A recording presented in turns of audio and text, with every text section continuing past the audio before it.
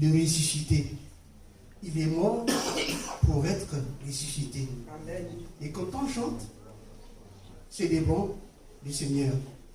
C'est sa journée aujourd'hui. C'est lui qui a. Je vous invite à vous lever pour l'honneur de notre grand Dieu.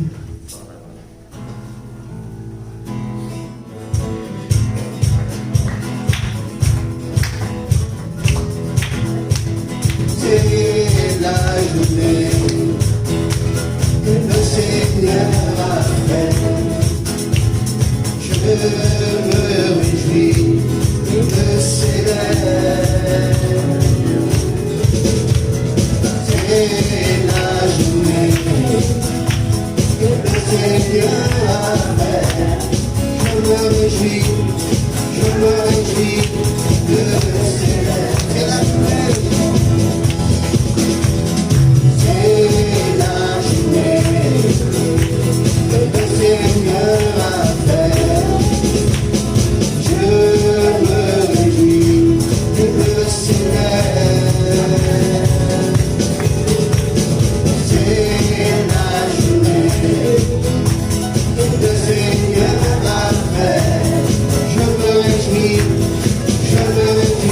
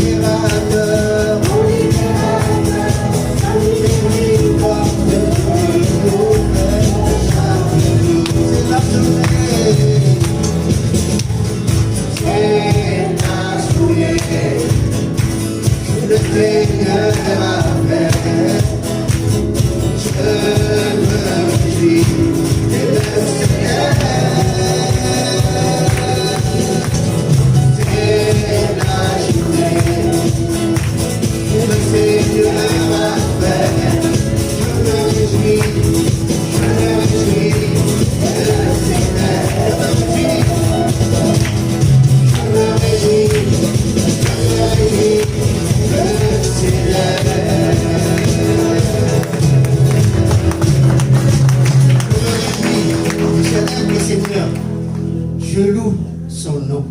Nous louons tous son nom. Amen.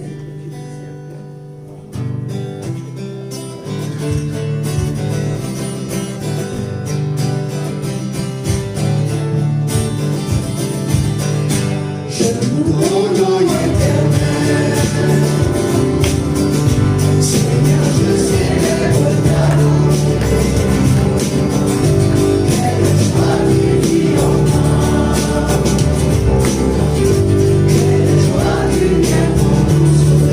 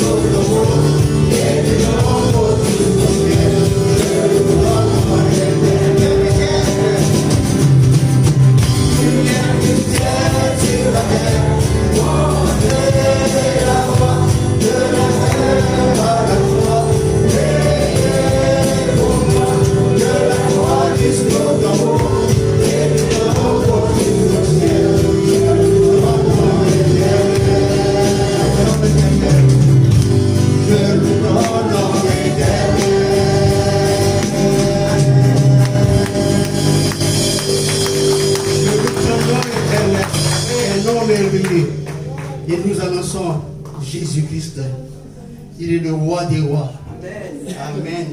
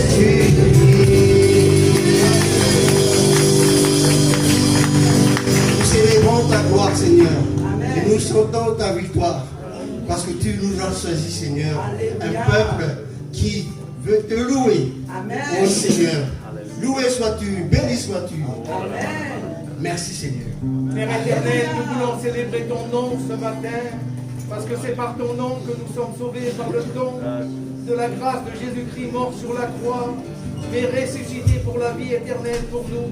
Alors ce matin, Père, sois élevé, sois béni. À toi la gloire, mon Dieu. Amen. Oui, Seigneur, mon âme te loue, mon Ah, âme te Seigneur, bénit, tout simplement parce que tu es Dieu. Amen. Tu m'as dit, tu nous as aimés, tu es le Tout-Puissant. Oui, je te loue. Merci, Père. Merci pour ta grâce. Merci pour cette journée. Merci, Seigneur Jésus. Amen. Seigneur, merci parce que tu nous as offert le plus beau gâteau qu'il était possible d'offrir, Seigneur, en nous donnant ton Fils, Seigneur, pour pardonner nos péchés. Je veux te remercier, Seigneur, pour la nouvelle vie que tu m'accordes. Merci, Seigneur, pour la paix, pour la joie. Merci pour la nouvelle famille, Seigneur Jésus. Merci de bénir ce culte. Merci pour ta parole qui va être annoncée, Seigneur Jésus. Dispose nos cœurs, Père éternel. Je te loue, Seigneur Jésus, de ce que tu as fait de moi, de ce que tu fais en moi, Seigneur Jésus. Merci parce que chaque jour tu me fais avancer. Merci parce que tu me tiens dans ta main. Je veux te dire que je suis reconnaissante et que je t'aime du plus profond de mon cœur, Père éternel. Amen. Alléluia. Seigneur Jésus, nous sommes venus de loin ou de près pour t'adorer, pour te louer, pour danser avec toi, pour te porter, pour te lever, Seigneur. Car tu le mérites. Tu es le Dieu de Dieu, le roi des rois, le Seigneur des seigneurs. À toi puissant, Seigneur. À toi la gloire, Seigneur. À toi la majesté, Jésus. Amen. Tu es là pour nous sauver, Jésus. Tu es bon, Seigneur. Tu es le Dieu d'amour, Seigneur. Entends nos cris, Seigneur. Regarde-nous, Seigneur. Car tu peux le faire, Seigneur. Car tu es le Dieu de l'impossible. Tout appartient, Seigneur. Regarde-nous, Seigneur. Et ayez pitié de nous, je t'en prie, Seigneur. Bénis-nous, Seigneur. Les frères et sœurs en Christ, Seigneur. Bénis les malades, Seigneur. On attend de ça, Seigneur. Béni sois-tu, Seigneur. Alléluia.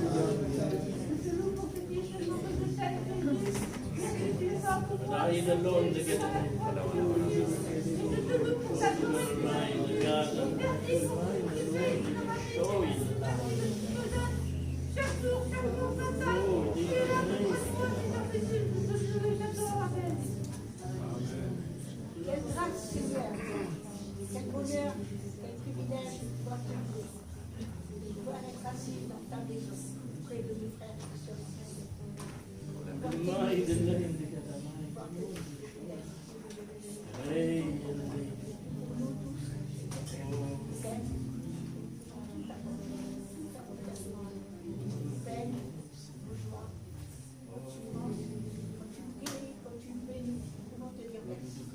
Merci parce que tu es là. Tu es le compagnon de la vie. Je suis désolée, seul, c'est l'heure de cette tête. Je lève les yeux vers toi. Et je sais que tu es là, que tu m'entends. Aujourd'hui, je suis heureuse d'être dans la maison. Je suis heureuse de profiter encore de ce temps de dire que je t'aime. Seigneur, nous te bénissons ce matin. Seigneur, tu nous as introduits dans ta victoire. Seigneur, c'est une œuvre merveilleuse, grandiose, d'avoir été libéré du péché, de nous avoir entraînés dans ton char de victoire. Seigneur, tu nous as rendus libres. Et ce matin, Seigneur, nos cœurs sont dans l'allégresse parce que nous avons un Dieu vivant, un Dieu puissant, un Dieu qui nous a donné une espérance glorieuse. Alors ce matin, oui, nous voulons être les gens les plus heureux de la terre. Amen. Gloire à ton nom, Seigneur. Béni sois-tu, Jésus. Béni sois-tu.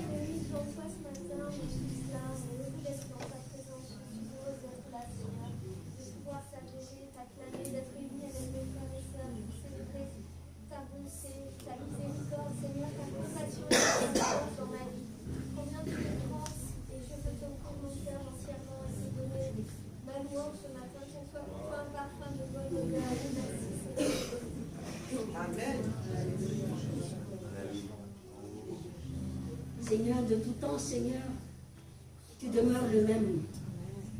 Car tu es Dieu éternel. Nous voulons, Seigneur, ce matin te dire merci pour ta fidélité. Car tu es le Dieu, Seigneur, qui cherche toujours, Seigneur, à ce que nous nous attachions à toi. Comme, Seigneur, ton peuple, Seigneur, d'Israël, lorsque tu les as, Seigneur, fait passer, Seigneur, oui, de l'esclavage à la liberté. Tu as toujours dit, Seigneur, que laisse mon peuple aller pour m'adorer. Et ce matin, Seigneur, lorsque tu nous as, Seigneur, mis à part dans ce lieu, invité, Seigneur, à venir en ce lieu, c'est parce que tu es présent au milieu de nous. Amen. Toi, le Dieu saint, Seigneur, alors ce matin, Seigneur, nous voulons aussi, Seigneur, t'adorer. Nous prosterner, Seigneur, devant, Seigneur, cette sainteté. Seigneur, car, Seigneur, malgré, Seigneur, nos fautes, tu es toujours là, Seigneur, lent à la colère et chambondé. Seigneur, et ce matin encore, Seigneur, nous voulons, Seigneur, t'adorer.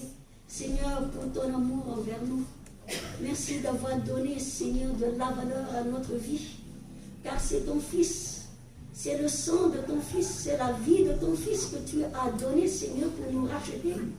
Alors, Seigneur, comment, Seigneur, ne pas te dire merci? Comment, Seigneur, ne pas te louer? Car il y a d'autres personnes, il n'y a ni rien ni personne, Seigneur, ne peut le faire dans notre vie.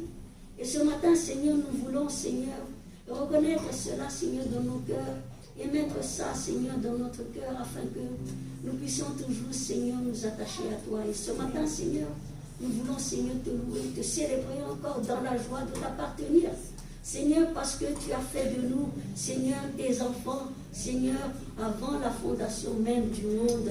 Alors, Seigneur, nous voulons, Seigneur, te glorifier, te rendre, Seigneur, l'honneur, la gloire au siècle des siècles. Gloire à toi, ô Dieu. Alléluia. Seigneur, j'invite les frères à chanter avec moi, avec ce chant Notre Père dans le ciel. Et après, les sœurs avec nos sœurs. Notre Père dans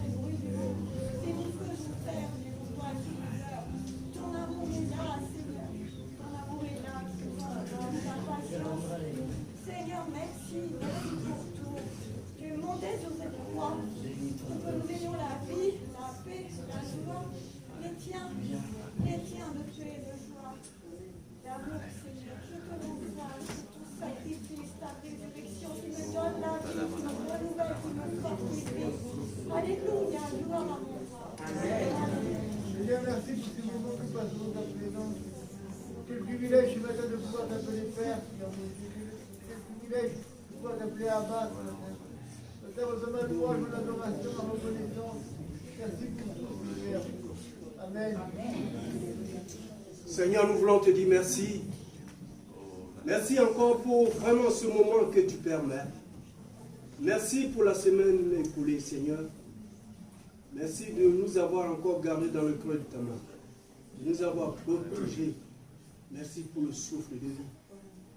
Seigneur, merci encore pour la parole qui va être donnée. Dispose nos cœurs, notre entendement, Seigneur. Nous sommes venus, éternel mon Dieu, pour être reconfortés, revivifiés, Seigneur. Ce matin, Seigneur, te disons merci de nous avoir donné une identité en Jésus-Christ. Pour que, éternel mon Dieu, ton royaume soit notre partage, Seigneur. Ce matin, nous te disons merci. Merci encore pour le temps qui va venir, Seigneur, pour encore exprimer la bonté que tu as pour nous au travers, éternel mon Dieu, de la puissance de ta parole pour nous faire avancer, Seigneur. Ce matin, nous venons nous abreuver à la bonne source, Seigneur. Alors que nos cœurs desséchés reçoivent maintenant la pluie qui vient du ciel, afin que nous soyons, éternel mon Dieu, ô éternel mon Dieu, transformés, portant du beau fruit. Seigneur, ce matin, nous te disons merci. Merci encore pour ton peuple. Merci pour ce temps de partage que tu nous accordes maintenant. Que toute la gloire, l'honneur, la magnificence te reviennent dans le bon et précieux nom de notre Seigneur Jésus-Christ. Amen. Amen. De quoi nous avons peur si nous marchons dans la vallée de l'ombre de la mort? L'amour de Jésus parfait bannit la peur. Et même si je suis pris au milieu des remous de la nuit, je tiendrai. Je sais que Jésus est là. Amen.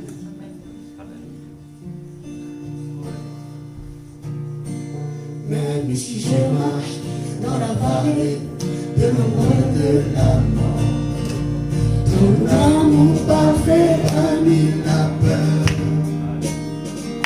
Et même si je suis au milieu de la nuit, je tiendrai, je sais que tu es là. Je veux que mes mots m'aiment. Car mon Dieu est là avec moi. Si mon Dieu est là avec moi, je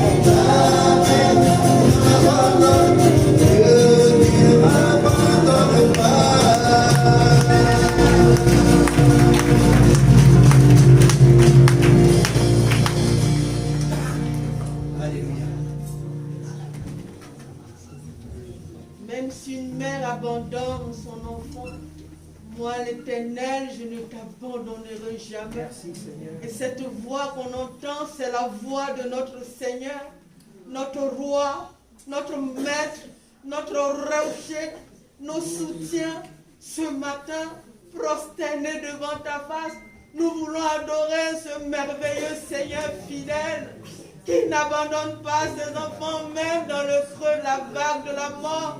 Seigneur, tu y es et tu nous sors de là et tu nous relèves, Seigneur, tu nous restaures, tu nous donnes, Seigneur, un souffle nouveau. Ce matin, c'est notre Dieu, celui qui change toutes choses, qui change les circonstances de la vie, celui à qui tout est possible. Nous voulons tout simplement t'adorer parce que tu es unique en ton genre. Sois loué notre majesté dans le nom de Jésus. Amen. Amen.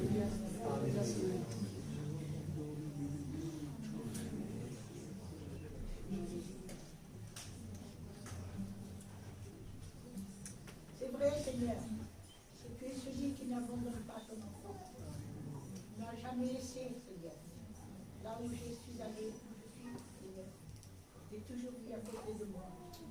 Je te sais toujours à côté de moi. Ta parole aussi, Seigneur. Je vous l'ai dit, tu m'as donné de la confiance. Si je suis encore dans ta maison, c'est par amour. Je suis encore là à mon âge, Seigneur, parce que tu le veux bien. Je t'aime, Seigneur. Je ne te jamais assez. Je t'aime de tout mon cœur, de toute mon âme, de toute ma force. Je t'aime depuis le jour où j'ai mis ma main dans la tienne, Seigneur. Il n'y a rien eu de plus doux, il n'y a rien eu de plus bon, rien de plus merveilleux que toi, Seigneur. Amen. Je te dis encore merci. Merci simplement d'être ton enfant. J'élève ton nom, précieux Sauveur, Maître de l'univers, Dieu Tout-Puissant. Nous sommes dans la joie d'être dans ta présence et de considérer que tu ne nous abandonnes pas. Quelle assurance, ô roi de gloire, tu nous donnes encore ce matin. Car lorsque, ô roi de gloire, papa, nous sommes au plus bas, tu es là. Lorsque, ô roi de gloire, nous sommes perdus, tu es là. Lorsque, ô roi de gloire, papa, nous recherchons, tu es là. Yahweh, ô roi de gloire, même lorsque nous ne comprenons rien et que nous ne sentons rien, tu es là. Yahweh, c'est pourquoi nous élevons ton nom et nous nous soumettons à toi, le maître de temps des circonstances, le Dieu vivant, le Dieu, ô roi de gloire, qui nous accompagne en tout temps. Yahweh, ô roi de gloire, merci encore parce que nous venons devant toi pour te rendre un culte qui t'est agréable. Reçois notre prière encore ce matin au nom de Jésus. Tu es là au milieu de nous et c'est toi qui nous fais vivre. Tu es là au milieu de nous, Dieu vivant, ô Jésus-Christ.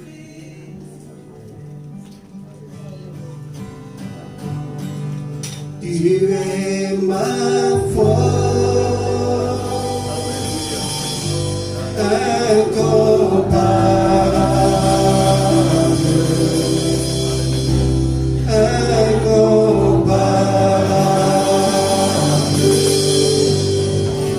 Tu es amour,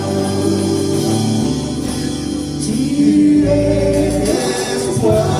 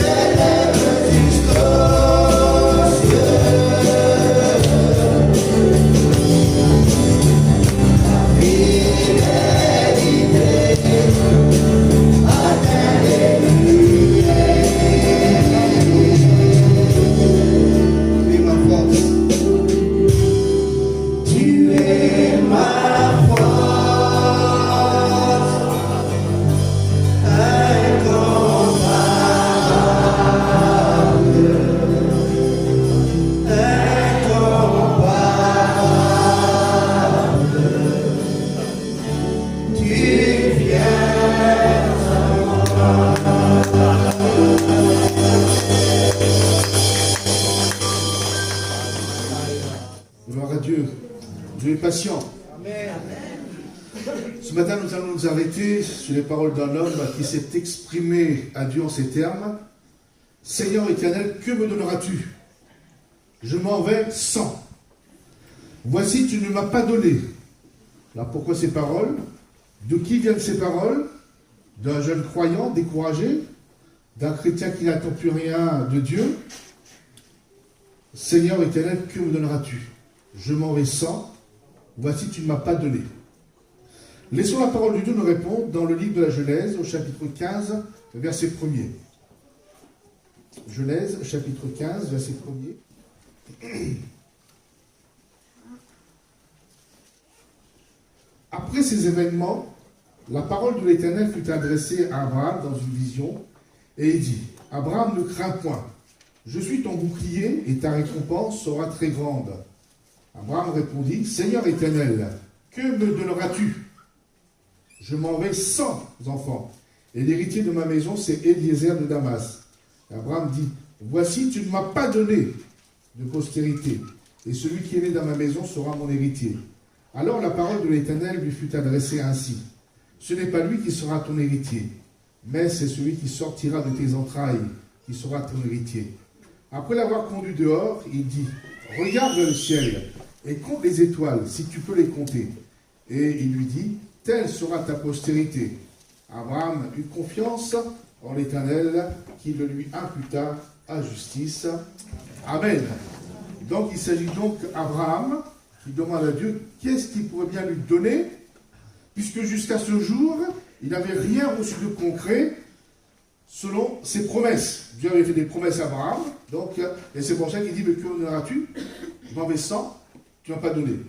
Abraham avait quitté sa famille, sa patrie, son monde, son ancienne vie, on pourrait dire même ses péchés, pour suivre Dieu, pour marcher avec lui vers une nouvelle patrie, une nouvelle destinée. Donc, spirituellement parlant, c'est notre histoire. L'histoire de chaque chrétien qui un jour a laissé ce monde, a laissé ses péchés pour suivre Dieu avec toutes les promesses de la parole de Dieu. Donc, Abraham avait reçu de Dieu les promesses d'une grande postérité. Les années ont passé, Abraham n'a pas vu, ne voit pas encore la réalisation de la promesse de Dieu dans sa vie, même si régulièrement, Dieu lui rappelait la chose. La vie d'Abraham, sa vie de tous les jours, ne correspondait pas à ce que Dieu lui avait promis. Et quand, une fois de plus, Dieu va lui parler de récompense, de promesses, de bénédictions, de projets d'avenir, ne crains point, ta postérité sera grande, Abraham ne se contient plus. Il donne libre cours à ses interrogations, d'où Seigneur éternel, que me donneras-tu? Je m'en vais sans, tu ne m'as pas donné. Alors bien sûr, c'est l'histoire d'Abraham. Mais je crois que aussi dans notre vie spirituelle, dans l'Église, les chrétiens que nous sommes, nous pouvons vivre ces situations similaires. Nous avons reçu une promesse de Dieu, une parole de Dieu, qui parle de bénédiction, de guérison, de délivrance, de grâce sur grâce. Mais la situation que nous vivons réellement, jour après jour, sont à l'opposé de ce que nous espérons en Dieu. Et il se peut que ce matin, il y a ces mêmes questionnements qui viennent dans nos cœurs, qui montent vers Dieu. Seigneur éternel, que me donneras-tu? J'en ai assez. Je m'en vais sans, j'ai rien. Voici, tu ne m'as pas donné. En fait, les paroles d'Abraham révèlent une grande souffrance. Parce que la promesse de Dieu se fait attendre. Et elle ne s'est pas encore réalisée. Et pensait-il peut-être Abraham que cette promesse ne se réalisera jamais? Il faut dire qu'Abraham, puisque la promesse de Dieu ne se réalisait pas encore dans sa vie, Abraham s'était accommodé de la chose. Abraham, comme tous les hommes, s'était adapté. Et il avait cherché, il trouvait une solution, sa solution à lui, afin de pallier et de contenir sa souffrance. Et c'est là que le danger menace les chrétiens, quand ils cherchent à s'adapter, quand ils cherchent à s'accommoder, quand ils cherchent à s'habituer à vivre avec, à faire avec, et même à chercher le bien, à chercher une solution à tout prix pour recevoir ce que Dieu ne lui a pas encore donné. Une première fois, Abraham avait choisi Eliezer, son meilleur esclave, né dans sa maison, pour en faire son héritier et sa postérité. C'était mieux que rien. Mais Dieu lui avait pourtant dit, je ferai de toi une grande nation, et non pas d'Eliezer, non pas quelqu'un d'autre. Une deuxième fois, Abraham et Sarah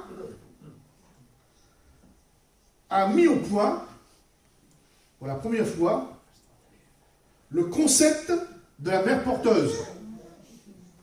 Aujourd'hui, on a mis, non, c'est Abraham et Sarah ont mis au point, pour la première fois, le principe de la mère porteuse.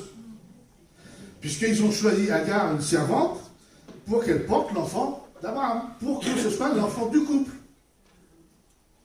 Mais Dieu lui rappelle à nouveau que son héritier, sa postérité, sa bénédiction sortira de ses entrailles, c'est-à-dire d'Abraham et de Sarah. Hein, donc si on lit dans Genèse chapitre 15, verset 4,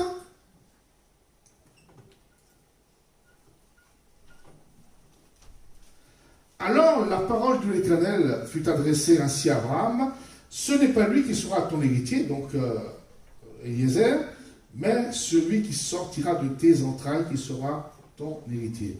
Dieu veut pour Abraham une postérité qui sort de ses entrailles, une postérité à lui, une bénédiction propre.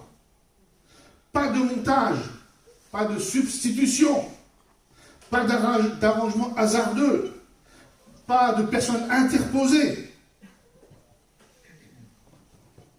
Et cependant, la promesse de Dieu était toujours oui et amen. En fait, ce n'est pas que Dieu s'est trompé, ce n'est pas que Dieu ait pris du retard, ce n'est pas que Dieu ait oublié. En fait, ce qui manquait à Abraham et à tous les Abrahams d'aujourd'hui, mes frères et mes sœurs, que nous sommes, c'est de regarder dans la bonne direction. De regarder dans la bonne direction. Pour rester ferme sur les promesses que Dieu nous a faites, sur les promesses de la parole de Dieu. Quelle direction, direz-vous? Au verset 5, donc c'est Dieu qui prend Abraham en charge, pour le réorienter son regard, sa vision, sa vue. Il dit, Dieu conduit Abraham en dehors de sa tente. Donc Dieu conduit Abraham à sortir de sa tente. Sortir de sa tente, sortir de son monde, sortir des limites qu'Abraham s'était imposées. Cette tente, il la connaissait, hein, tente, je ne parle pas de notre tente sur la chair, mais la tente, hein, où on campe dedans, où on vit dedans, parce qu'à l'époque, les nomades, tels qu'Abraham, vivaient dans les camps, dans les tentes, et ils changeaient, ils avançaient au fur et à mesure. C'était des nomades. Donc, à chaque fois qu'il s'installait quelque part, il fallait monter la tente, il fallait démonter une fois. Donc là, il faisait que ça. Donc, on va dire qu'il connaissait très bien sa tente, si bien que les yeux fermés, il montait et démontait. On n'a rien de temps. Même si une certaine marque, une célèbre marque, maintenant on achète des tentes, on lance, puis ça s'ouvre tout seul. Mais c'était pas encore remoderne à ce point-là. Donc, vous voyez, donc cette tente, il connaît, il pouvait vivre avec, il véhiculait avec, c'était presque une sécurité pour lui, il connaissait bien cela, tous les recoins. Donc, voilà, pour lui c'était ça, sa vision était là, c'est pour ça qu'il s'était habitué, et il s'était fait des plans, monter des plans, avec Eliezer, avec Agar, tout ça, c'était son monde à lui. Et nous avons ici le syndrome de la tente, c'est-à-dire de ce que nous sommes habitués à voir. C'est le repli sur soi, sans considérer ce que Dieu peut faire, ce que Dieu va faire pour nous. Et donc, on pourrait dire ce matin que Dieu a invité Abraham de sortir de cet état, hein, de sortir de ses habitudes, de ses limites qui s'est mis, et afin de voir autrement. Et Dieu va demander à Abraham une chose importante, c'est de regarder vers le ciel. Et je crois que le plus grand danger que nous avons aujourd'hui, mes frères et mes sœurs, c'est de ne plus regarder vers le ciel. De ne plus regarder vers Dieu, vers Jésus. Quelquefois, le monde est tellement difficile, on a la tête dans le guidon, et on n'ose plus lever les yeux vers le ciel, et c'est là qu'on s'enfonce de plus en plus, et c'est là qu'il y a des accidents, des incidents, etc. Sortir de sa tente, sortir de son état pour regarder vers le ciel. Et donc, on peut dire que Dieu va ramener Abraham à l'exercice de la foi, au travail de la foi, pour que son questionnement se transforme en espérance de la foi. Sortir de sa tente, Abraham a pu regarder vers le ciel et voir la multitude d'étoiles avec l'impossibilité de les compter. Et c'est ce que Dieu promet à Abraham, qui a 0 enfant, et Dieu va lui promettre, tu vois, toutes les étoiles qu'il y a, tu vas les compter parce que tu auras autant de postérité. Et c'est vrai que ça dépasse l'entendement humain. Et c'est ça la vie de la foi. Lorsque nous regardons vers le ciel, lorsque nous regardons vers Dieu. Donc Abraham doit quitter son environnement habituel, connu, fait de main d'homme, pour ouvrir les yeux vers le monde de Dieu, vers le monde que Dieu a fait, vers le monde que Dieu fait, qui a le ciel et toutes les étoiles. Ainsi, l'homme et la femme doivent accepter de voir les choses autrement, non pas du point de vue humain, mais du point de vue de Dieu. Et bien souvent, nous nous limitons à regarder nos impossibilités, à regarder comment nous sommes limités, nous sommes soumis à la nature humaine, soumis à tout ce que... Mais non, c'est là-haut. Et lorsque nous avons les yeux fixés sur Jésus, sur Dieu, et c'est la foi qui rentre en nous, parce que nous voyons, nous considérons les œuvres, les grandes œuvres que Dieu a faites et que Dieu peut faire. Éphésiens 3, verset 20.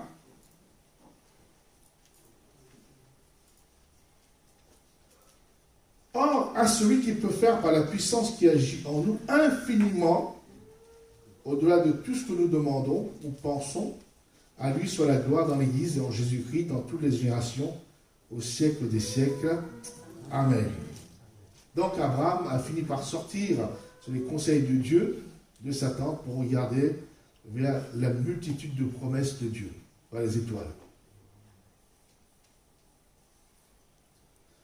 Et lorsque nous cessons d'avoir la tête baissée, mais nous levons les yeux vers les choses de Dieu, vers la parole de Dieu, nous trouvons et nous réalisons que les promesses de Dieu sont oui et amen. Exemple dans Nombre 23, verset 19.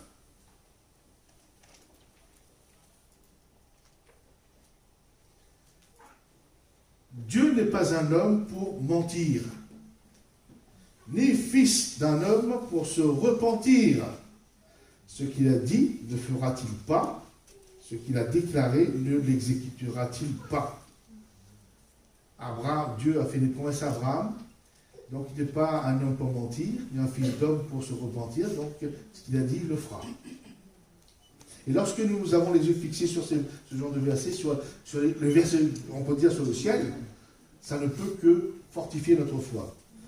1 Samuel, chapitre 15, verset 29.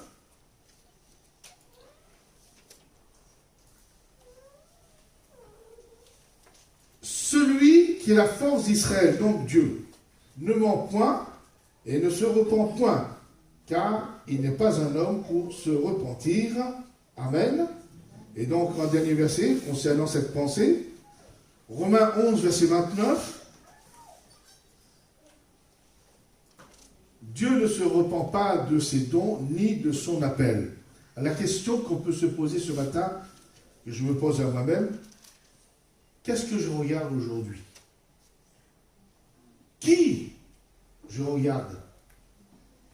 Qui je regarde? Et ça, c'est très important pour le chrétien, pour ma vie spirituelle. Qu'est-ce que je regarde? Qui je regarde? Vers qui je me tourne?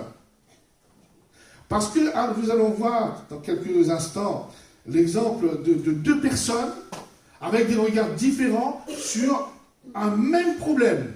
Et vous allez voir que ces personnes vont aborder le même problème avec un regard différent. Et soit c'est la joie, parce qu'on sait que Dieu est là, soit c'est la peur et la crainte, parce on a la tête sur la terre. Deuxième livre des rois, chapitre 6, verset 15. Donc la question, qui regardes-tu? Que regardes-tu? Le serviteur de l'homme de Dieu se leva de bon matin et sortit. Et voici une troupe entourait la ville avec des chevaux et des chars.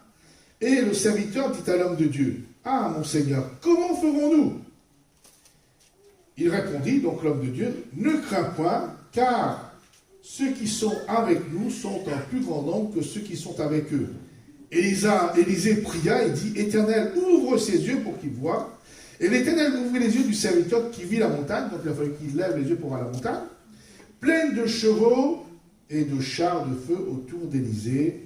Amen.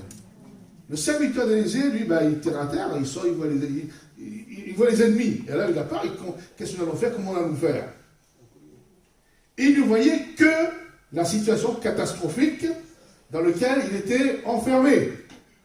Mais dès qu'il va lever les yeux vers la montagne, avec la prière d'Élisée, qu'est-ce qu'il va voir? Il lève les yeux, il voit les choses et les chars de feu de Dieu. Les ennemis étaient toujours là.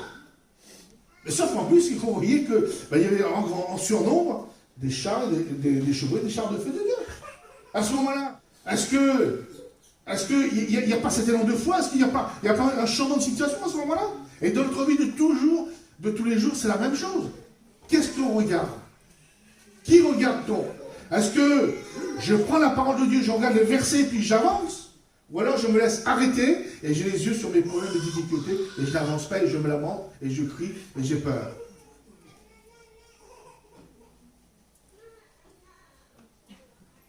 Hébreux chapitre 12, verset 1er.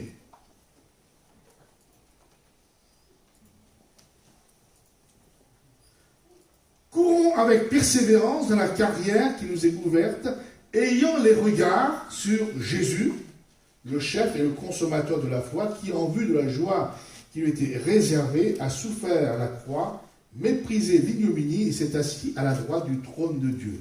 Le regard sur Jésus, déjà, qui a souffert la croix pour nous sauver, qui a subi, qui a accepté l'ignominie pour nous sauver, et qui est assis à la droite de Dieu pour intercéder pour nous. Vous voyez les yeux, lorsque nous levons les yeux, nous voyons l'œuvre de Jésus, à ce moment-là, nous pouvons être rassurés. Il intercède auprès de Dieu pour nous.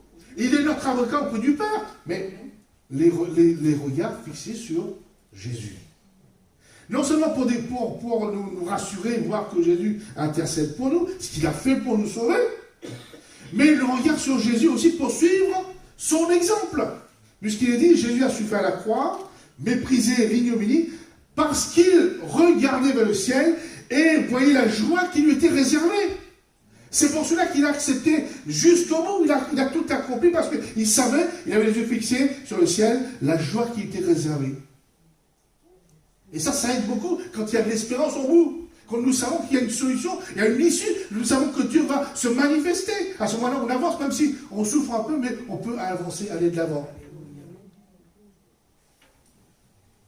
Jésus a demandé aux disciples de lever les yeux vers le ciel pour avoir la vision de l'évangélisation et du témoignage présent. Là où nous sommes, et non pas de demain, non pas dans les extrémités de la terre, mais déjà ici. Jean chapitre 4, verset 35.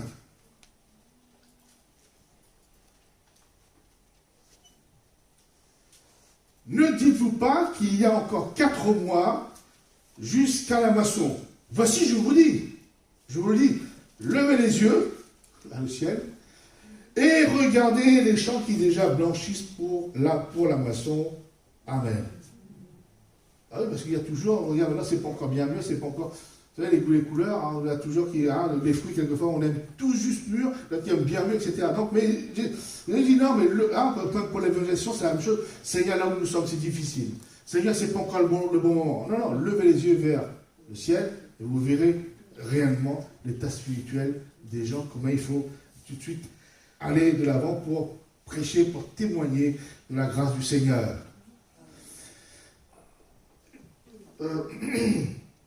Jésus aussi a demandé aux chrétiens des derniers temps, puisque nous vivons les derniers temps, mes frères et mes sœurs. Jésus est à la porte.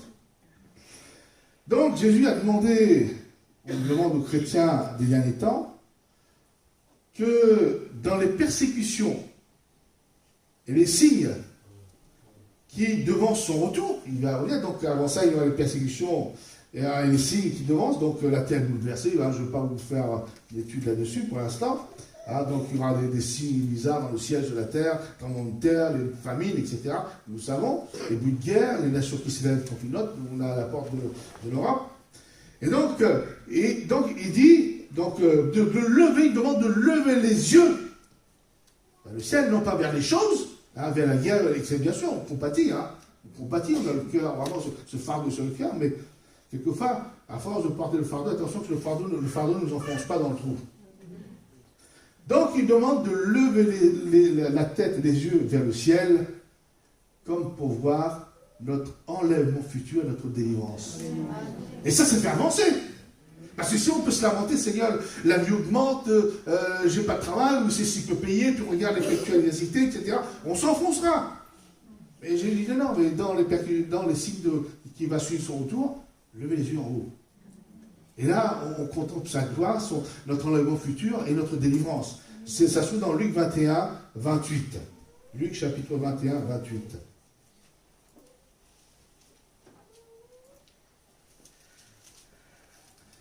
Quand ces choses, donc Jésus a fait la liste de tout ce qui allait arriver, les guerres, les famines, etc.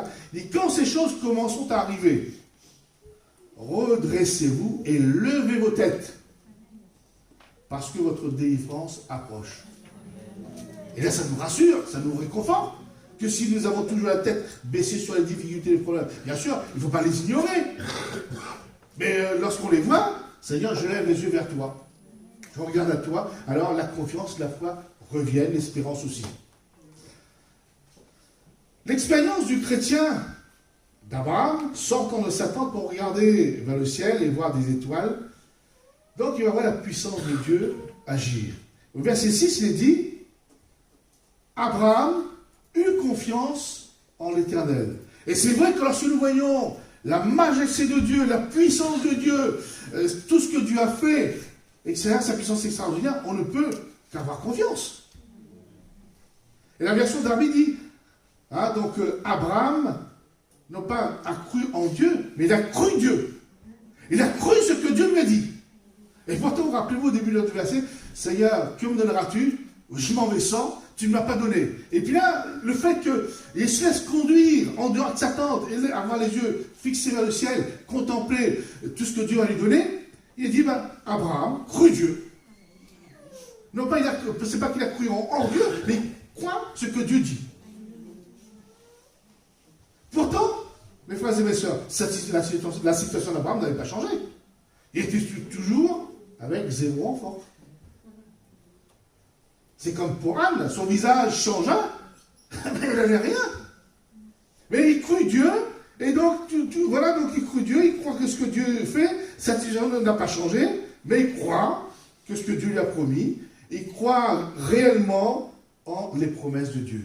Et c'est ça qui fait toute la différence lorsque nous avançons les yeux fixés sur les choses de la terre, sur nos problèmes, nos difficultés, au lieu de lever les yeux vers le ciel. Croire Dieu, pour Abraham, c'est réagir et vivre d'une autre manière. Romains chapitre 4, verset 18. Voilà ce qu'il dit d'Abraham. Après, bien entendu, après son questionnement et que Dieu l'ait conduit dehors, il dit, Abraham, espérant contre toute espérance. Il y a des bizarreries dans la langue française, espérant contre toute espérance. Alors si on regarde logiquement tout, il dit, mais ça n'a rien à... Ça nous va, mais vous savez la signification quand même. C'est-à-dire qu'il n'y a plus d'espérance, on espère. Espérant contre toute espérance, il crut, en sorte qu'il devint effectivement père d'un grand nombre de nations, selon ce qui lui avait été dit, telle sera ta postérité, et sans faiblir dans la foi, parce qu'il alimente sa foi à chaque fois qu'il regarde vers le ciel, à chaque fois qu'il regarde la puissance de Dieu, à chaque fois qu'il regarde ce que Dieu peut faire dans sa vie, et donc sans faiblir dans la foi, il ne considéra point que son corps était déjà usé, parce qu'il avait près de 100 ans, et que Sarah n'était plus en état d'avoir des enfants. Il ne douta point par incrédulité au sujet de la promesse de Dieu, mais il fut fortifié par la foi, donnant gloire à Dieu, et ayant la pleine conviction de ce qu'il promet, il peut aussi l'accomplir. Amen. Voyez-vous la différence lorsqu'on a les yeux fixés vers le ciel? On espère contre toute espérance parce qu'on sait qu'on peut se cramponner aux promesses de Dieu. Parce que Dieu n'est pas un homme pour mentir, Dieu est un fils d'homme pour se repentir. Il l'a dit, il l'a dit. Et d'ailleurs, c'est ce que je dis, voilà, j'ose un peu. Seigneur, c'est vraiment, il a écrit, c'est toi qui l'as écrit dans la parole. Et Abraham pourrait dire la même chose, Seigneur, je n'ai pas réclamé d'enfant, c'est toi qui me l'as dit. Si encore on avait réclamé, bon, on peut dire, Dieu dit non, c'est pas ma volonté. Il n'a rien dit, il n'a rien demandé à Abraham, c'est Dieu qui lui a dit. Donc on peut, moi je dis, c'est pas qu'on peut interpeller Dieu, on peut pas, mais Seigneur, tu me l'as promis, moi j'ai rien demandé, tu me l'as promis, tu me fais grâce. Donc c'est normal que maintenant, tu répondes à la prière. Et donc vous voyez, vous savez, quand on lit la parole de Dieu, il faut que ça devienne vivant. C'est comment dire, on parle avec Dieu, Dieu nous répond, c'est pas, nous n'avons pas un Dieu mort, où on dit sa prière, et puis c'est non. Il faut parler avec Dieu, il faut raisonner avec, c'est pas raisonner non, mais il faut parler, il faut oser aussi quelquefois interpeller le Seigneur. Abraham a osé interpeller l'Éternel au sujet de Lot. Il a commencé par négocier, il a négocié. De 50 justes, il a arrêté à 10 justes. Vous voyez, donc, c'est pas qu'on est en position de force, mais quelquefois on n'ose pas la foi. Et contre la grâce du Seigneur. Amen. Donc, vous voyez, la différence de vie entre Abraham, quand il dit Seigneur, que me donneras-tu? Je m'en vais sans, tu ne m'as pas donné. Et puis là, espérant contre toute espérance, il crut. Et qu'il deviendra le père d'une grande nation, etc., etc. Il ne douta pas par crédulité, il fut fortifié par la foi. Vous voyez la différence de nos regards? Ça change beaucoup. Il dit donc à la fin de notre texte, il dit Abraham eut confiance en l'Éternel qui le lui imputa à justice. Et l'apôtre Jacques, il a ajouté quelque chose qui me fait plaisir, qui me rend heureux. Donc avec cela, on va lire ce verset-là, mais c'est Jacques qui le transpose, si on peut dire. Jacques chapitre 2, verset 23.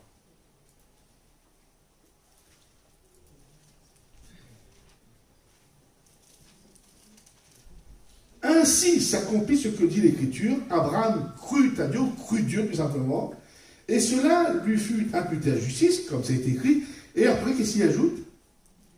Et il fut appelé ami de Dieu. Pourquoi Abraham est devenu ami de Dieu? Parce qu'il a confiance, il a confiance en Dieu, comme quand on a confiance à un ami, un véritable ami. C'est pas un véritable ami, la confiance, il dit demain je viens te chercher ou peu importe. On croit ou non. Et c'est ça la différence entre un mauvais ami ou un véritable ami. Donc il est devenu ami de Dieu parce que voilà, il a pris la parole de Dieu comme la parole d'un véritable ami qui dit. Le Proverbe chapitre 17, verset 17, il dit l'ami, moi entre guillemets j'ai mis Dieu, aime en tout temps. Et dans le malheur, il se montre comme un frère. Ou Proverbe 18, 24, celui qui a beaucoup d'amis les a pour son malheur, mais il est tel ami, Dieu, entre guillemets, plus attaché qu'un frère. Et donc, vous voyez la relation qui a uni Abraham et Dieu, tout simplement à la fin, il est devenu ami de Dieu, Dieu l'a accepté comme ami. Et pour terminer, il dit, je laisse 21, verset 1er, l'Éternel se souvint de ce qu'il avait dit à Sarah, et l'Éternel accomplit pour Sarah ce qu'il avait promis. Sarah devint enceinte, à un âge bien avancé, et elle enfanta un fils, Abraham, dans sa vieillesse, au temps fixé dont Dieu lui avait parlé. Abraham donna le nom d'Isaac au fils qui lui était né, que Sarah lui avait enfanté. Amen. C'était ni Eliezer, ni Ismaël, le fils d'Agar. C'était ce qu'il avait dit. Mais mes frères et mes sœurs, vous voyez, notre vie, elle n'est pas différente qu'Abraham. Nous avons des promesses, la parole de Dieu est remplie, et quelquefois nous avons même des promesses personnelles.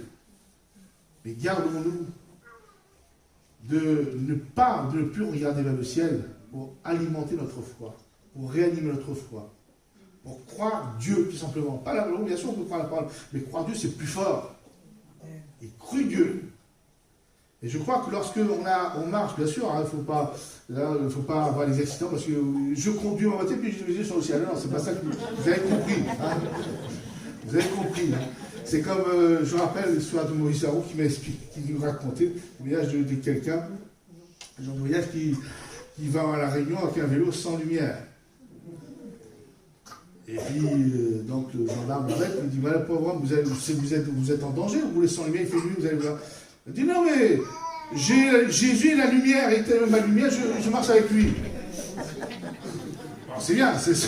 Et puis, ah bon? Et puis, de toute façon, je ne suis pas tout seul. Ah bon, vous êtes deux sur le vélo? Parce que Jésus est avec lui. Donc, vous voyez, donc, il faut rester aussi raisonnable. Et puis, hein, je conçois qu'un jour, on tombe en panne de phare en voiture, on casse quelques mètres, quelques centimètres, on dit, c'est garde-moi, et puis avec. Mais bon, il ne faut pas non plus. Mais vous voyez, donc, n'oublions pas d'avoir les yeux toujours fixés vers Jésus. Et c'est lui qui, peut-être les promesses vont tarder, mais si elles tardent, elle s'accomplira certainement. Alors que Dieu vous bénisse, mes frères et mes soeurs. Moi, je ne sais pas quelle promesse vous attendez de lui. Mais je dis une chose, c'est ce qu'il a dit, il le fait. Et il est fidèle. Il va certainement accomplir ce qu'il vous a promis. Mais tout simplement, ayez les yeux fixés vers les choses de Dieu, vers sa parole. Amen. Nous voulons encore te bénir, Seigneur, ce matin, te rendre grâce, parce que tu ne changes pas. Seigneur, tu ne faillis pas à ta parole. Seigneur, alors ce matin, c'est vrai, je te prie pour mes frères, mes sœurs, pour l'église locale. Peut-être qu'ils sont en train d'attendre la réalisation d'une promesse dans leur vie. Là, tu sais leur parler, tu fais comme tu l'as fait pour Abraham. Sors-les, Seigneur, de cette situation. Conduis-les dehors pour qu'ils regardent les choses de Dieu. Seigneur, manifeste ta puissance, manifeste ta grâce dans leur vie. Et Seigneur, nous qui vivons, Seigneur, les temps de la fin, avec les difficultés de la vie, difficultés du monde, Seigneur, je te prie, Seigneur, c'est vrai, nous serons persécutés, donne-nous de lever les yeux vers toi, parce que ton retour est proche. De voilà la délivrance qui nous attend.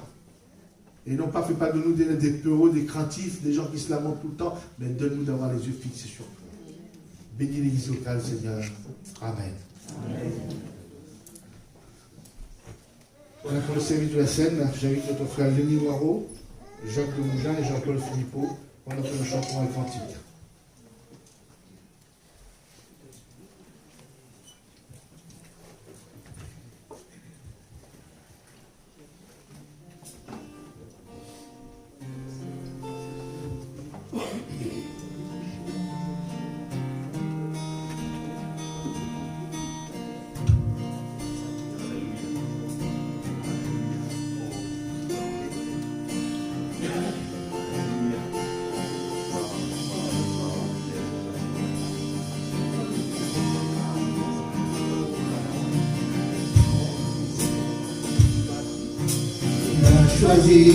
Choisis la gloire, une vie parfaite, une mort parfaite.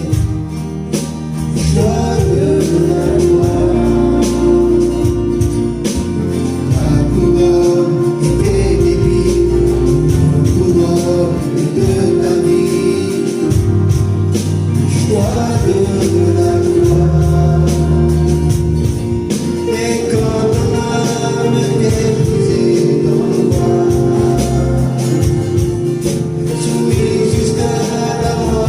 tu as vaincu,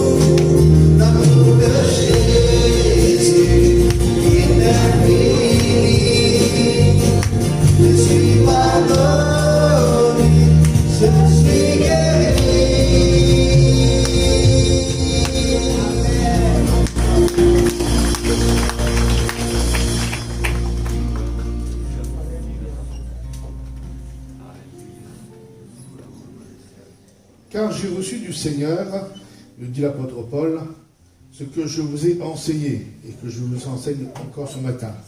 C'est que le Seigneur Jésus, dans la nuit où il fut livré, prit du pain et après avoir rendu grâce, le rompit et dit, prenez, mangez. Ceci est mon corps qui est rompu pour vous. Faites ceci en mémoire de moi. De même, après avoir soupé, Jésus prit la coupe et dit, cette coupe est la nouvelle alliance en mon sang. Faites ceci en mémoire de moi. Toutes les fois que vous vous en boirez, car toutes les fois que vous mangez ce pain et que vous buvez cette coupe, vous annoncez la mort du Seigneur jusqu'à ce qu'il vienne. Amen. C'est pourquoi celui qui mangera le pain ou boira la coupe du Seigneur indignement sera coupable envers le corps et le sang du Seigneur. Que chacun donc s'éprouve soi-même, et qu'ainsi mange du pain et boive de la coupe, car celui qui mange et boit sans discerner le corps du Seigneur mange et boit un jugement contre lui-même. C'est pour cela qu'il y a parmi vous beaucoup d'infirmes et de maladies, et qu'un grand nombre sont morts. Amen. Donc ce matin, nous voulons discerner le corps du Seigneur, mais nous voulons aussi nous placer devant le Seigneur, demander pardon s'il le faut, nous purifie, mais afin que ces éléments de la scène soient pour nous comme une coupe de bénédiction, et non de malédiction. Là, c'est notre frère Léni qui demande au Seigneur les éléments de la scène. Oui, Seigneur Jésus-Christ, sur la croix, tu as tout accompli, tu as versé ton sang qui seul nous purifie, nous lave. Fais de nous une nouvelle créature, Seigneur. Tu es mort et tu es ressuscité. Et en ce moment, nous allons prendre le pain et le vin en mémoire de ce que tu as fait. Merci vraiment de continuer ton œuvre dans nos cœurs et dans nos vies, de bénir, Seigneur Jésus-Christ, ce pain et ce vin, de nous bénir chacun et nous voulons rendre gloire à ton nom seul. Merci, Seigneur Jésus. Amen. Amen. Là, mes frères et mes sœurs, je vous invite à vous lever de votre place, vous qui êtes baptisés par immersion, vous qui marchez selon les lois du royaume de Dieu, bénissons-le, adorons-le de tout notre cœur. Nous voulons vraiment répandre nos âmes devant lui et à nouveau lui demander de nous laisser conduire en dehors, que nos yeux soient fixés vers lui, tout simplement, afin de fortifier notre foi. Amen. Là, ne nous attendons pas.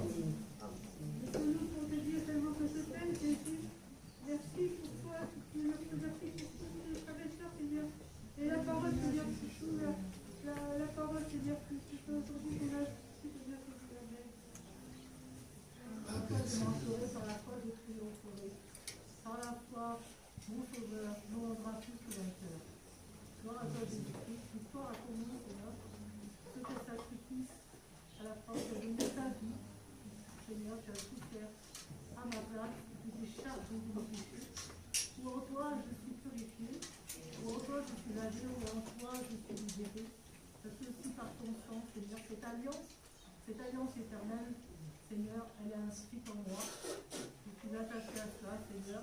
Je vais continuer, Seigneur, dans ce lien de vie, ce lien d'amour, ce lien, bien sûr, de souffrance à la croix, mais Seigneur, tu as vaincu, Seigneur, tu es ressuscité, tu n'es pas resté dans cette situation-là, mais Seigneur, c'est pour nous, Seigneur, que tu as compris cette heure. Maintenant, tu es assis à la droite de Dieu le Père, et tu es dans ta gloire, Seigneur. Tu es dans ta gloire et je te glorifie, Jésus-Christ. Puisque cette œuvre, Seigneur, nous permet d'entrer dans ta présence, nous permet de venir, car nous ne pouvions pas avant, étant donné que nous étions dans nos péchés. Et par ce sacrifice, nous pouvons venir auprès du Père. Grâce à toi, Jésus-Christ, et merci, Seigneur. C'est parce que tu es mort à la croix pour moi, Seigneur, que j'ai le pardon de mes péchés, que je peux prendre ce pain et ce vin. Je te remercie de tout mon cœur, Seigneur, de tout ce que tu as fait pour moi, tout ce que tu as fait pour nous. Je te remercie d'être là simplement dans ta maison encore, Seigneur, et de pouvoir profiter de tout mon corps, de tout ce que tu nous donnes. Tu es mon ami, tu es mon frère, tu es mon ami, tu es mon frère, tu es mon soutien, tu es mon assurance, tu es mon espérance, tu m'as fait. Je te dirai jamais assez, Seigneur. C'est tout pour moi. Je te dis merci. Merci d'avoir ton nom dans les lèvres. Merci d'avoir ton nom dans le cœur. Merci, Seigneur. Amen, Seigneur Jésus. Par ce mémorial, Seigneur, Tu viens en nous et tu nous fais comprendre qu'aujourd'hui encore tu es là, tu es vivant. Tu es passé de la mort à la vie. Mais tu es ressuscité et tu es toujours vivant, Seigneur. Et nous te rendons gloire, Seigneur. Car tu as fait ça pour nous. Et je te dis, Seigneur, merci, merci, 1000 fois merci d'avoir fait ça pour nous, Seigneur. Car tu es le seul Dieu, tu es l'unique. À toi puissance, à toi la gloire, Seigneur. À toi la majesté, Jésus. Alléluia. Tu es un au-dessus de nous, Seigneur. Nous t'appartenons, Seigneur. Et nous sommes à toi. Tu es notre Dieu, Seigneur. Nous vivons pour toi, Seigneur. Car tu es notre lumière, Seigneur. Amen. Amen. Seigneur mon Dieu, je veux te rendre toute la gloire ce matin, parce que tu es ce Dieu qui prend toujours soin de ses enfants.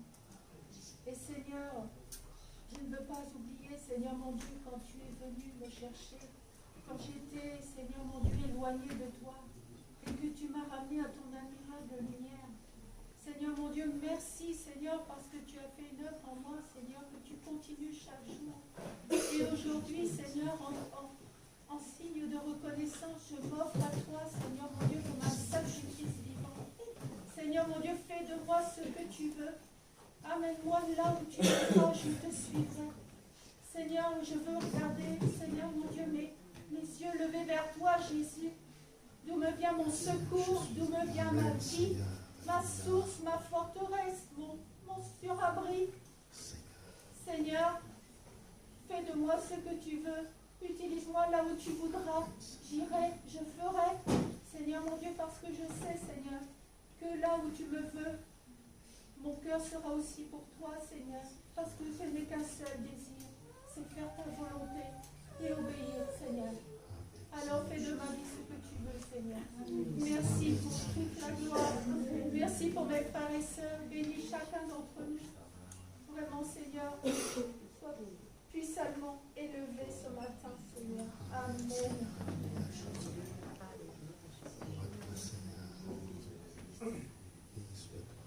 Seigneur, nous nous voyons ce matin comme des privilégiés.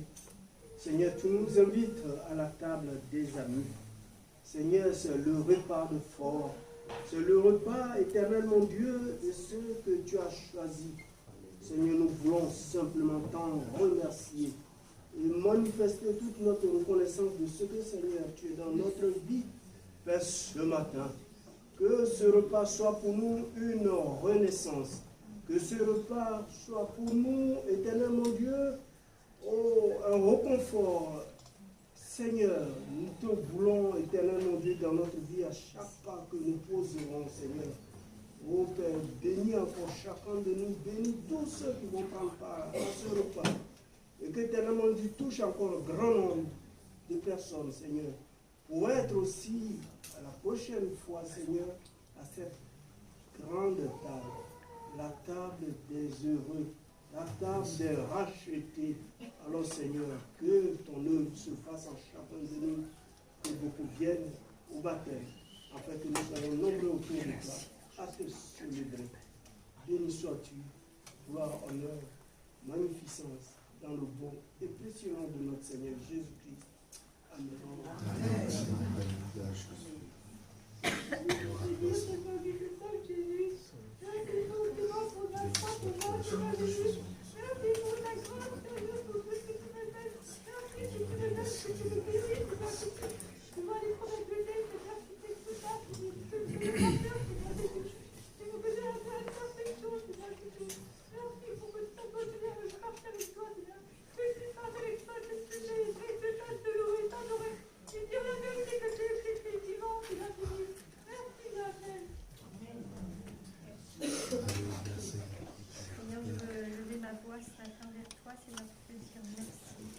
Merci d'avoir fait de moi ton enfant, Seigneur, d'avoir fait de nous tes enfants, Seigneur.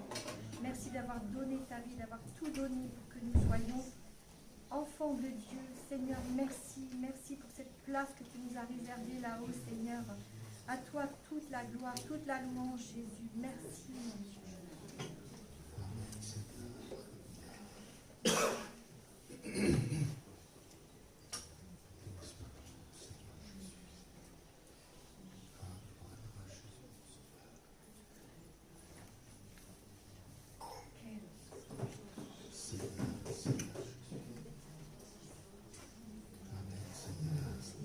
Là, que quelqu'un d'autre élève sa voix vers le Seigneur. Ne nous attendons pas. Seigneur, tu as été le premier à nous aimer. Et tu nous invites à avoir le regard fixé. Parce que tu nous aimes encore. Tu nous aimes tant. Et tu n'aimerais pas que nous chancions. Tu n'aimerais pas que nous regardons autour de nous quand ça glisse, oui, et nous plonger encore dans le désespoir. Parce que tu nous as promis, tu veux que nous croyions dans cette promesse. Ce matin, Seigneur, nous avons la foi en toi. Et nous te disons encore merci pour cette promesse qui ne change pas, qui ne varie pas. Parce que ton amour ne dit point. Ta fidélité se renouvelle à côté chaque matin. Alors, Seigneur, mon âme, je dis merci. Je te bénis d'avoir un Père comme toi, un Père fidèle, un Père plein de bonté, un Père qui guérit mes douleurs, mes maladies, mes doutes, qui m'enlève toutes choses négatives. Oui, ce matin, je lui dis encore merci parce que je suis à ta présence et je reçois ta lumière. Mais frère et moi, nous recevons ta lumière parce que tu connais, tu sondes des cœurs et tu sondes des reins et tu donnes à celui qui est disponible ton esprit, ton Saint-Esprit. Alors ce matin, Seigneur, nous croyons que nous sommes encore renouvelés par ta présence, par ta promesse d'avoir les regards fixés vers toi. Lui, le Dieu d'Israël, le Dieu qui a créé les cieux et la terre, nous recommande encore ce matin d'avoir les yeux fixés vers sa majesté. Pourquoi ne pas être dans la joie? Pourquoi ne pas être transformé? Ce matin, Seigneur, nous sommes plus que transformés, comme Moïse l'a été lorsqu'il est descendu de la montagne de Sinaï. Seigneur, son visage scintilla de sorte que le peuple qui était là recevait, on ne pouvait pas regarder à Moïse. Et ce matin, nous voulons t'attester et que nous sommes renouvelés par ta promesse. Nous sommes encore plus forts d'avoir le regard fixé vers toi, Seigneur. Avancer en eau profonde avec toi, Seigneur. Malgré les tourbillons, malgré les bruits de guerre, malgré les maladies, les épidémies, mais nous voulons encore avoir le regard fixé vers toi quand tu nous le recommandes. Béni sois-tu, Père. Gloire, honneur te revienne, Adonai. Et sache que nous voulons t'adorer. En esprit et en vérité, nous ne voulons pas comparaître, mais nous voulons véritablement adorer le Dieu des Hébreux, le Dieu d'Israël, le Dieu qui a été ressuscité, qui a ressuscité Jésus-Christ pour nous donner la vie éternelle avec lui. T'adorer, c'est une bénédiction. Reçois notre adoration et notre louange ce matin, parce que tu le mérites. C'est en nom de Jésus. Amen. Amen. Voilà, nous passons maintenant au service des offrandes pour l'entendre un cantique.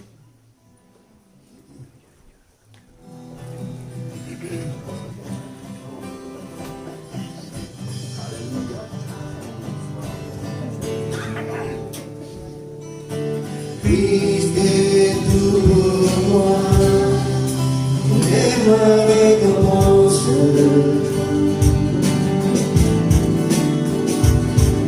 Il n'y a rien dans ce monde qui puisse me satisfaire. Même dans l'épreuve, mon âme chante, oui, pour toujours, m'a sauvé. Christ seul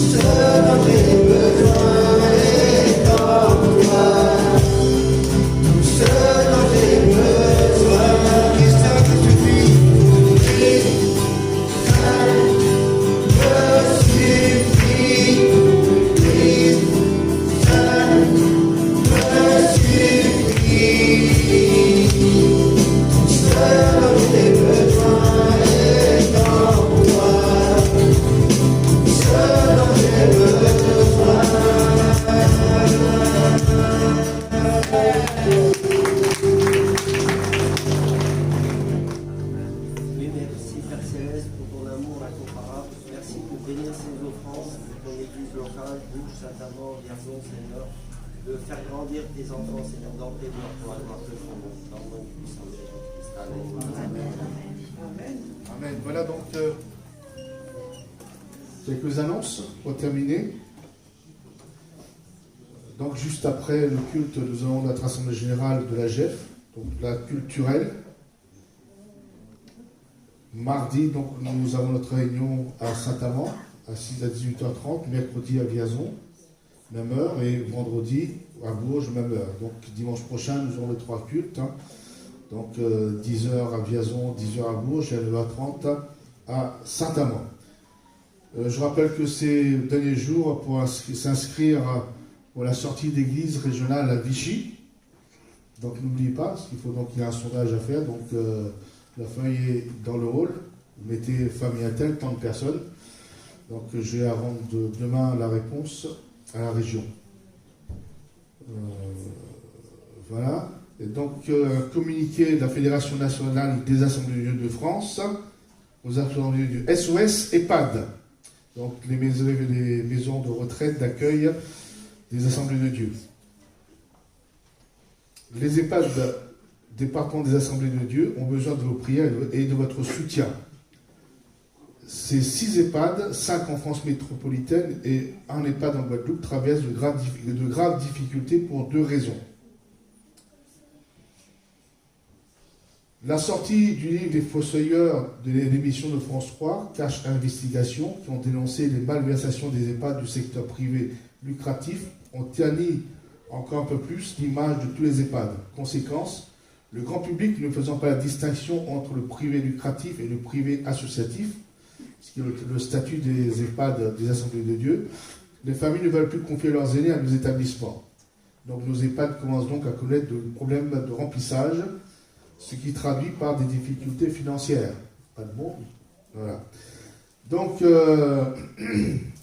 cette crise qui a touché bien des résidents, dont plusieurs en sont décédés, a aussi provoqué un grand nombre d'arrêts maladie par le personnel épuisé, touché par l'épidémie. Donc, les personnels absents ont rarement pu être remplacés, ce qui a accentué l'épuisement du personnel présent. Une démobilisation du personnel dont quelques-uns ont démissionné. Ces démissions ont aggravé les difficultés de recrutement, en particulier concernant le recrutement du personnel chrétien. Certains de nos EHPAD ont maintenant moins de 10% de personnel chrétien. Alors c'est mieux quand on est servi par des chrétiens entre chrétiens. Il y a plus de douceur, plus de compréhension. Alors pour faire face à ces problèmes, nous lançons 2 appels. Nous appelons les jeunes retraités de nos assemblées, aides-soignantes ou infirmières qui pourraient donner 15 jours ou 1 mois pour effectuer des remplacements dans l'un de nos EHPAD à se manifester. Donc on en a un à côté de Clermont-Ferrand et l'autre à côté du Mans, par Guinée-Évêque, pour les plus près de la région. Puis après, il y a en Bretagne, bon, voilà, on va pas... Nous appelons tous les soignants et personnels cuisiniers, secrétaires, comptables, hommes d'entretien qui souhaitent travailler dans une œuvre chrétienne à nous envoyer leur CV. Précision, les salariés de nos structures ont des rémunérations conformes aux conventions collectives du secteur. Donc, on ne fera pas travailler gratuitement en disant vous êtes chrétien. Non, voilà. Donc, envoyez toutes questions, propositions de remplacement à rouler sans chaîne. Donc, je l'afficherai dans le tableau d'affichage tout à l'heure. Donc, voilà ce que nous avons. Amen. Voilà, nous chantons un dernier cantique. Alléluia. Jésus-Christ est vivant. Il est ressuscité. Alléluia. Amen.